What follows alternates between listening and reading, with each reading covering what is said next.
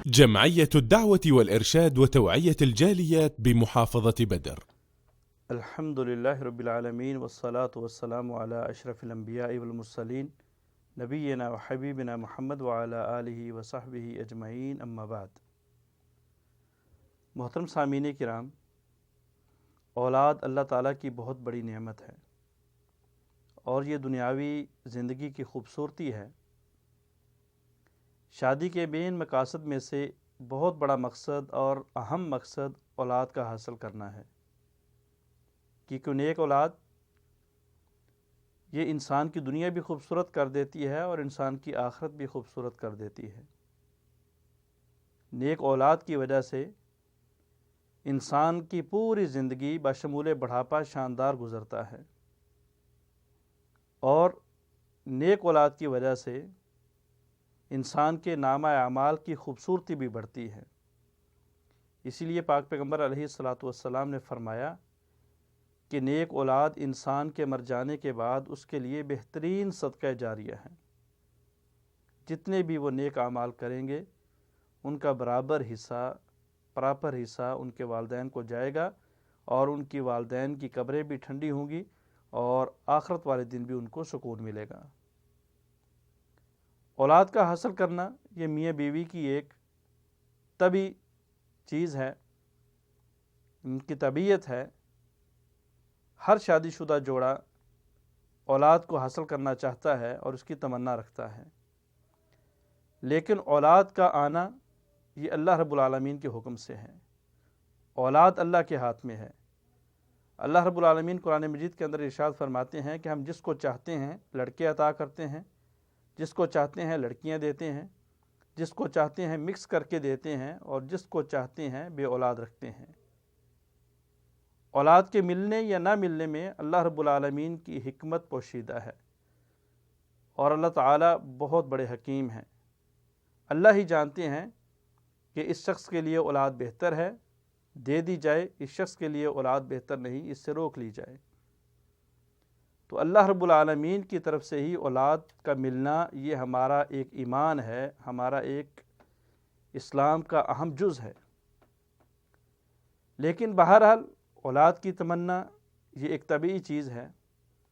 انسان کوشش کرتا ہے، محاولہ کرتا ہے، اولاد نہیں ملتی تو پھر اولاد کے حصول کے لیے مصنوعی طریقے استعمال کیے جاتے ہیں، اور ان مصنوعی طریقوں میں ایک طریقہ IVF ہے، جو مسلمانوں کے ہاں بھی رائج ہے، اور مسلمان اس طریقے کے بارے میں اکثر سوال کرتے ہیں۔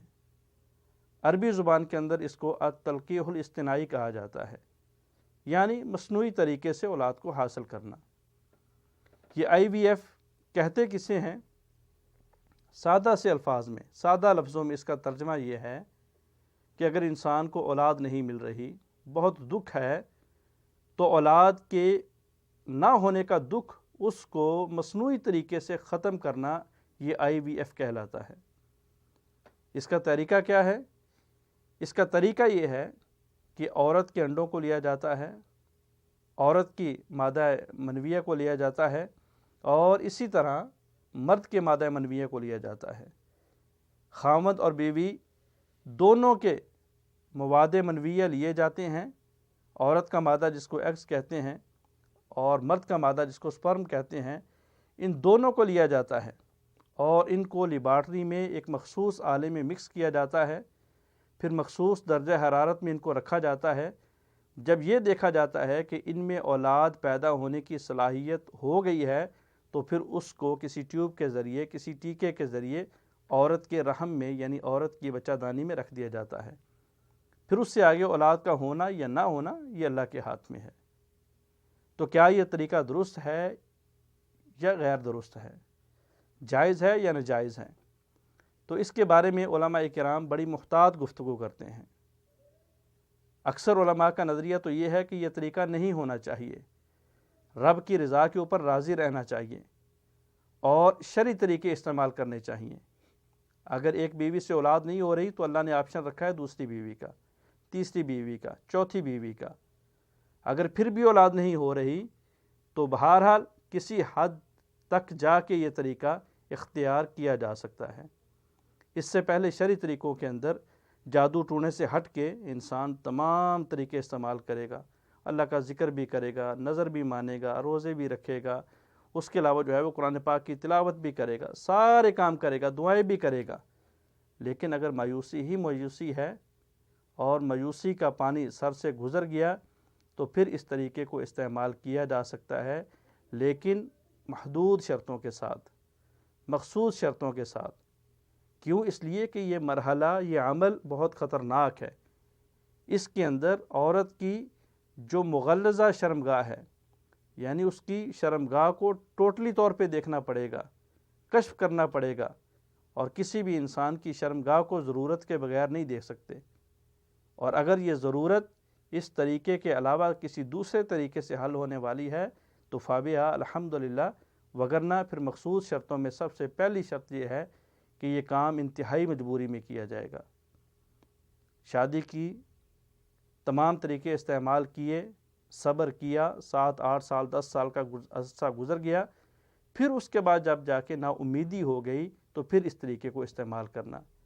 یہ نہیں کہ ابھی شادی کو 1 یا 2 سال ہوئے ہیں فوراً اس طریقے کے اوپر آ جایا جائے، قطعاً درست نہیں ہے، انتہائی مجبوری کی صورت میں۔ دوسرے نمبر پہ عورت کے جتنے بھی مراحل ہوں گے، ان سب کے سب مراحل کو عورتیں جو ڈاکٹر ہیں وہ ڈیل کریں گی، مرد حضرات اس عمل میں شامل نہیں ہوں گے۔ ہاں، اگر کوئی عورتیں نہیں مل رہیں اور کوئی متخصص ڈاکٹر ہے تو اس کو امین ہونا چاہیے، اس کو جو ہے وہ شرم و حیا والا ہونا چاہیے، اور اس کے ساتھ بھی ایک عورتوں کی ٹیم ہونی چاہیے، تب جا کے یہ کام کیا جا سکتا ہے۔ تیسرے نمبر پہ جب خاوند کی، مرد کی منی لینی ہے تو مرد اس کو نکالنے کے لیے مشت زنی نہیں کرے گا، استمناء نہیں کرے گا، اپنے ہاتھ کا استعمال نہیں کرے گا، بلکہ وہ منی نکالنے کے لیے اس کی بیوی اس کی معاونت کرے گی، اس کی بیوی اس کی سہولت کار بنے گی۔ چوتھے نمبر پہ دونوں حضرات کی مادہ منویہ کو سٹور نہیں کیا جائے گا، فریج میں نہیں رکھا جائے گا۔ کیوں؟ اس لیے کہ اختلاط کا خدشہ ہے، عین ممکن ہے کہ ان کے مواد جو ہے وہ کسی دوسرے کے پیٹ میں رکھ دیے جائیں یا کسی دوسرے کے ساتھ مکس کر دیے جائیں، اور نسب مختلط ہو جائے گا، مشکل ہو جائے گا، نامعلوم ہو جائے گا، اور شریعت نے اختلاط النسب کے اوپر بڑا زور دیا ہے۔ تو المہم ان کے مواد کو لینے کے بعد، حل کرنے کے بعد، باقی ماندہ تمام جرثومے فی الفور ختم کر دیے جائیں گے۔ اور پانچویں نمبر پہ کہ ان کے مواد کے اندر کسی بھی قسم کی ملاوٹ نہیں کی جائے گی۔ یہ نہیں دیکھا جائے گا کہ عورت کے مادے کمزور ہیں، تھوڑا سا کسی دوسری عورت کا مکس کر دو، مرد کے مادے کمزور ہیں، تھوڑا سا کسی دوسرے غیر مرد کا مکس کر دو، نہیں، ایسا نہیں ہوگا۔ یہ بھی جو ہے وہ اختلاط النسب کے اندر ہے۔ اگر یہ شرائط ہوں، پائی جا رہی ہوں، اور انتہائی مجبوری کی صورت میں ایسا عمل کیا جائے تو علماء کرام کہتے ہیں کہ جائز ہے، لیکن پھر بھی بچنا افضل ہے۔ اللہ سے دعا ہے کہ اللہ شرعی طریقوں کے اوپر عمل کا پیرا ہونے کی توفیق عطا فرمائے۔